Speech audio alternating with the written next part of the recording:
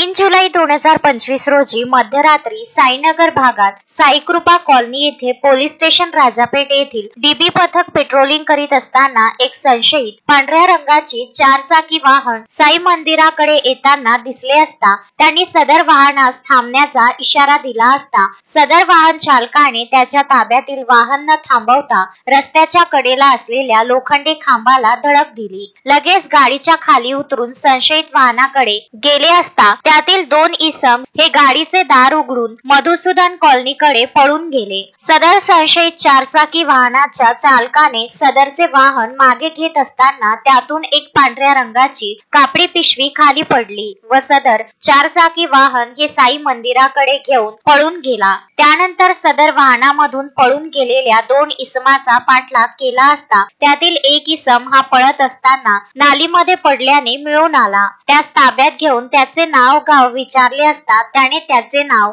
अब्दुल शफीक अब्दुल हफीज वय 30 वर्ष राहणार बिस्मिल्ला नगर लालखडी रोड अलियार भाईच्या चक्कीजवळ अमरावती असे सांगितले। त्याची अंगझडती घेतली असता त्याच्या जवळून एक लोखंडी जुना वापरता चाकू ज्याची लांबी एकूण 21 इंच, पात्याची लांबी 10 इंच, मुठेची लांबी 11 इंच, पात्याची रुंदी 1.5 इंच, अंदाजे किंमत 200 रुपयाचे तसेच एक ओप्पो कंपनीचा मोबाईल आकाशी रंगाचा अंदाजे किंमत 15,000 रुपयाचा तसेच घटनास्थळावर संशयित वाहनातून पडलेल्या पांढऱ्या कापडी पिशवीची पाहणी केली असता त्यात एक गावठी बनावटीची पिस्तॉल, देशी कट्टा अंदाजे किंमत 5,000 रुपयाचा असा एकूण 20,200 रुपयाचा मुद्देमाल हा पंचासमक्ष घटनास्थळावरून जप्त करण्यात आला असून नमूद आरोपी यास विश्वासाने विचारपूस करून त्यास त्याचे आणखी 2 साथीदाराचे नाव सांगितले आहे। सदर प्रकरणी पोलीस स्टेशन राजापेठ येथे अपराध क्रमांक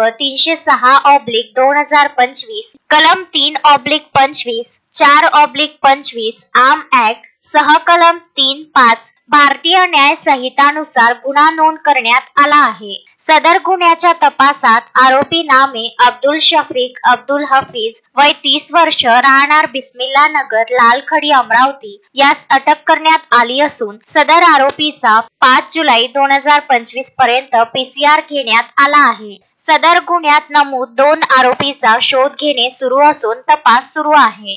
शोएब खान, विदर्भ न्यूज, अमरावती।